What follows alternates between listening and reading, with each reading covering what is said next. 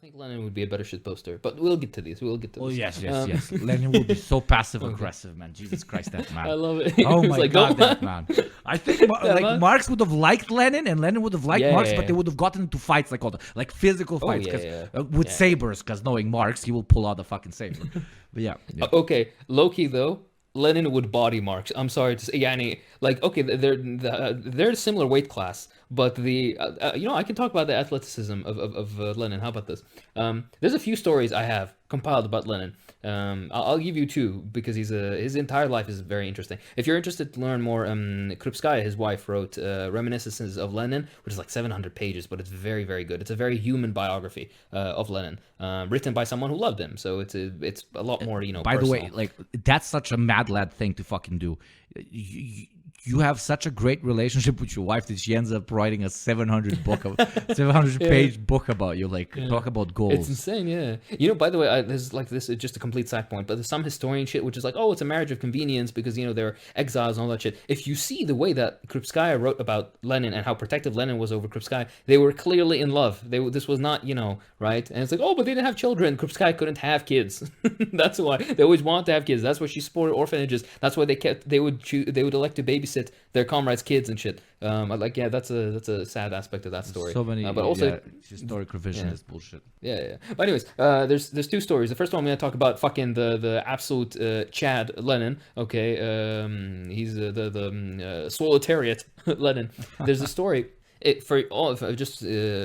people know, Lenin throughout his entire life was incredibly athletic. He would enjoy swimming. He would enjoy jogging. He would very much enjoy hunting. In fact, most of the time that he would spend in exile, when he was in prison, not in exile, when he was in prison, after he would get out, and he would be like, basically what was equivalent of a gulag in Siberia, because the gulag system evolved out of the Tsarist prisons, but then it was changed in the Soviet times, blah, blah. But just so you know that some form of that existed also in Tsarist times. That's where they originated, and they were less like single prisons where you're behind bars, and more like a very small town in the middle of Siberia. So they're like guards and everything, but you can like go out and just kind of live life, I guess. And that's why it was very easy for them to always escape. And he would escape, and then he would just go to some town. He'd be in some like little hamlet in Siberia, and he'd spend most of the days either reading, writing, and then afterwards in the evenings he'd go for walks, he'd go for a swim, and in the mornings he'd go hunting. And when he was in exile, one episode of history was there was a man named Nikolai Valentinov who was a strongman, so basically like a bodybuilder of the era, and him and Lenin met in 1904 in Geneva, and Valentinov himself was a politically involved with the movement, and in 1904 was the first time he met Lenin, and to quote, he was immediately impressed by his fellow Bolsheviks' muscular build and his interest in all forms of sport and physical exercise. Lenin, when he heard that Valentinov had once been a champion weightlifter, exactly, proletariat. Lenin, when he heard that Valentinov had once been a champion weightlifter, insisted that he demonstrate the proper ways to lift weights. Lacking equipment, Valentinov used one of the Ulyanov household brooms to make his point. Ulyanov is the actual name of Lenin. Lenin is his namdigar. Anyways, Lenin then replicated the moves with a broom, much to the amusement of his mother-in-law. And then to quote Lenin, "Don't disturb us," was Vladimir Ilyitch's response to our laughter. "We are engaged in very important business." So look at the absolute, it's two Chads. They come and they meet each other and they immediately start admiring each other's physiques. It's like, I like your pecs, bro. And then Get away, woman, this is important business. And then immediately is like, hey, how do you get that? How do you get the second head of the, how do you get the trap looking like that? And he's like, let me show you. Absolutely. What a beautiful episode of history. So yeah, that's something. And by the way, this was noted even into his old age. He would work out until he got a stroke and he couldn't walk anymore. So it's something to learn from Lenin. By the way, also fantastic. Yeah, go on.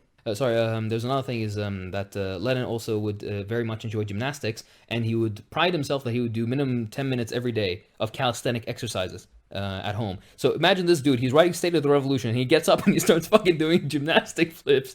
He sits back down to writing, but yeah, I understand why Krupskaya loved him.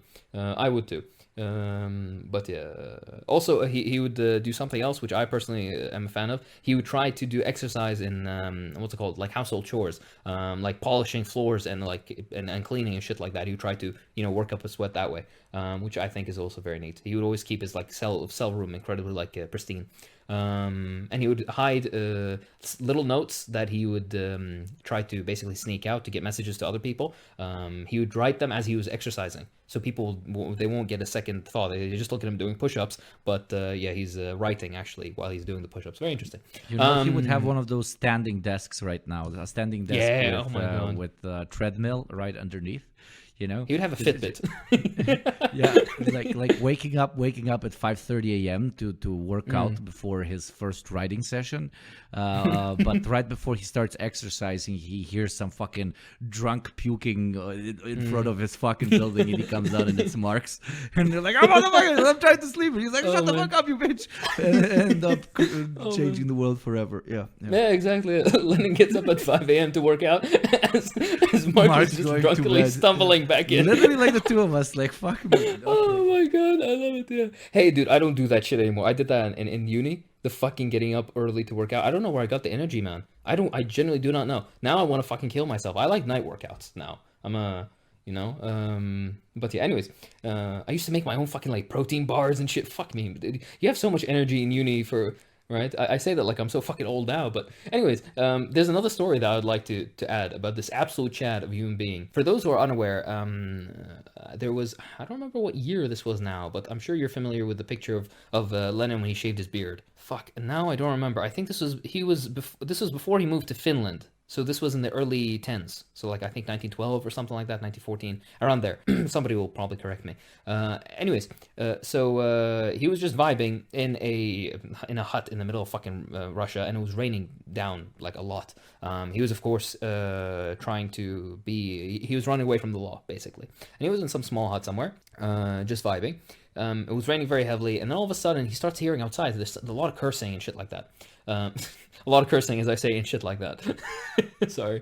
But he peeks out the hut, and he sees that it's a Cossack was walking along, and he sees Lenin, right? This Cossack walks up to Lenin, and he's like, "Hey, could I please get some shelter and like wait until the rain passes? Because I don't know if you've seen rain in I don't know how rain is in like the United States or other parts of the world, but in several parts of it's like in certain altitudes, for example, it rains, it like fucking rains, right? I'm sure some people in the subcontinent know monsoon rains, for example, like that kind of rain.